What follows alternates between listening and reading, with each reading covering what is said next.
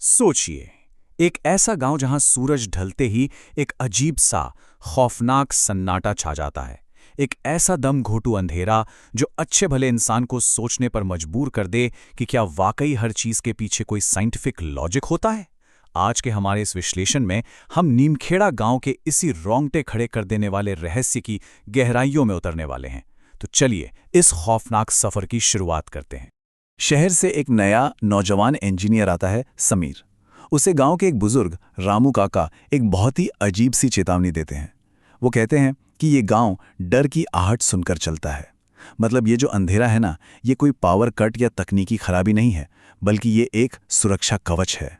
गांव वाले रोशनी से इसलिए नहीं डरते कि वो आंखों में चुभती है, बल्कि इसलिए क्योंकि रोशनी उन चीज़ों को बेनकाब कर सकती है जिन्हें सच में कोई देखना नहीं चाहता। अब यहीं से शुरू होता है असली टकराव। एक तरफ है समीर की मॉडर्न सोच, उसका संदेहवाद। उसे लगता है कि अरे ये सब बस ढीले तार और गांव वालों का अंधविश्वास है।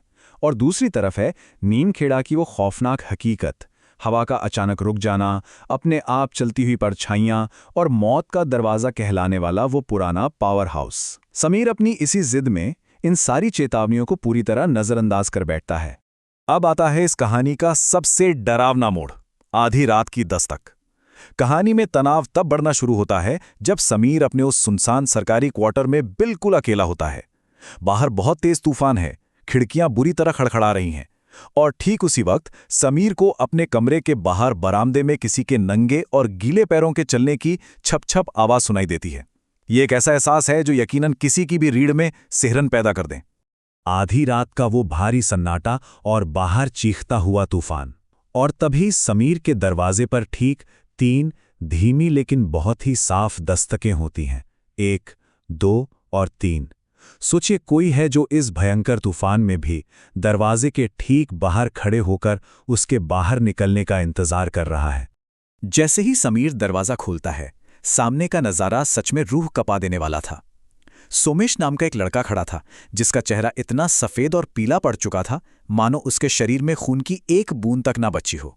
वो अपनी बीमार मां के लिए मदद की भीख मांग रहा था।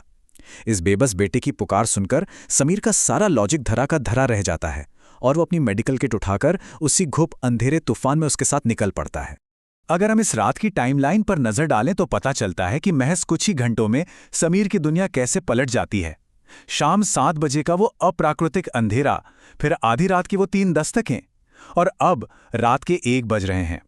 समीर उस पुराने सुनसान रास्ते पर चल रहा है जहां पेड़ों की टहनियां कुछ इस तरह हिल रही हैं जैसे कोई बहुत बड़ा हाथ उसे आगे बढ़ने से रोक रहा हो।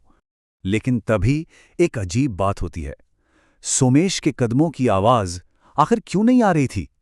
उस सुनसान रात में समीर की भारी चप्पलों की आवाज तो साफ गूंज रही थी, लेकिन उसके ठीक आगे चलने वाले सोमेश के पैरों की कोई आहट नहीं थी।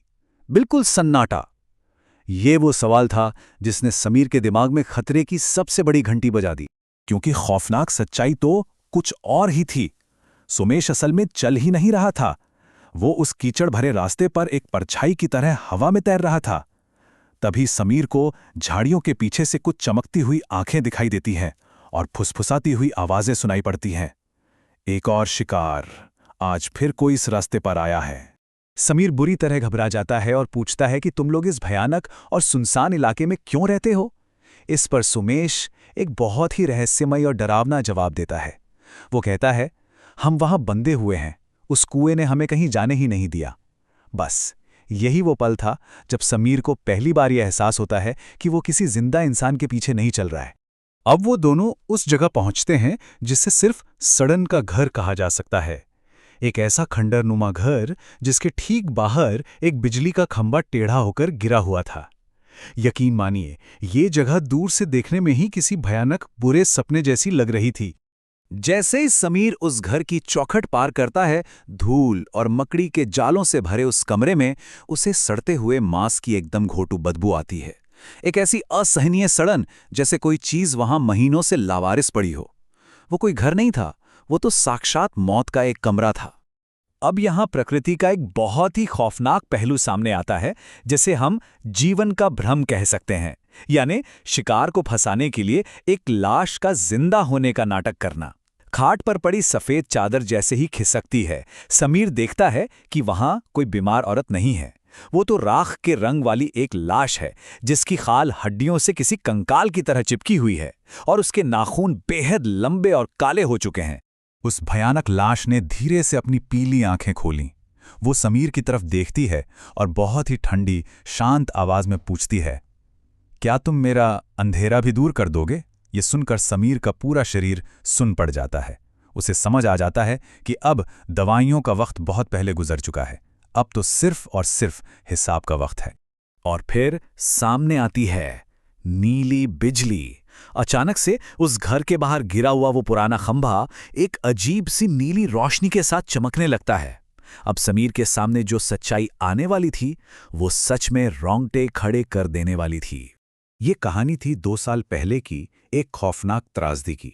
बिजली का खंभा गिरा, सोमेश करंट की चपेट में आकर तड़पता रहा। उसकी माँ उसे बचाने आई और वो भी उसी नीली बिजली का शिकार हो गई। लेकिन दोस्तों, इस कहानी का सबसे भयानक हिस्सा ये मौतें नहीं थी। सबसे भयानक थी वहां खड़ी वो भीड़। पूरे गांव वाले बस चुपचाप खड़े तमाशा देखते रहे। किसी ने मदद नहीं की और उनकी इसी अमानवीय खामोशी ने इन दोनों की आत्माओं को उसी दर्द में हमेशा के लिए कैद कर दिया। और अब इन रूहों को मुक्ति चाहिए थी, लेकिन इस जाल की एक बहुत ही भयानक शर्त है। उस खंबे को फिर से जिंदा होने के लिए एक जीवित बलिदान की जरूरत थी। किसी ऐसे इंसान की जो अपने हाथों से उस तार को पकड़े और सारा करंट अपने अंदर खींच ले। सोमेश समीर को वहां किसी इलाज के लिए नहीं, बल्कि इसी रूहानी सौदे में बलि का बकरा बनाने के लिए लाया था। समीर गिड़गिड़ाने लगता है कि इसमें मेरा कोई कसूर नहीं है, मैंने तो कुछ नहीं किया। तब सोमेश एक ऐसी बात कहता है जो शायद हम सब के लिए एक बहुत बड़ा सबक है। वो कहता है, खामोश रहना भी एक जुर्म है। उन प्रेतों की नज़र में अब कोई बेगुनाह नहीं था। जिसने जुल्म होते देखा और चुप रहा, वो भी उतना ही बड़ा अपराधी है। वे समीर को भी उसी बेरहम सिस्टम का एक हिस्सा मान रहे थे, जिसने उन्हें तड़प तड़प कर मरने के लिए छोड़ दिया था। अचानक कमरे में वो नीली बिजली और भी तेज कड़कने लगती है। हवा इतनी ज्यादा ठंडी हो जाती है कि समीर की सांसें भाप बनकर उड़ने लगती हैं। और तभी सोमेश का हाथ, जो किसी बर्फ की सिल्ली जैसा ठंडा था, वो धीरे धीरे समीर की गर्दन की ओर बढ़ने लगता है। वो बूढ़ी औरत भी अब किसी भूखे जानवर की तरह अजीब सी बेसुरी आवाज में रोने लगती है। मौत बिल्कुल सामने खड़ी थी। अब शुरू होती है कीचड़ और बारिश की एक अंतहीन भूल भुलैया।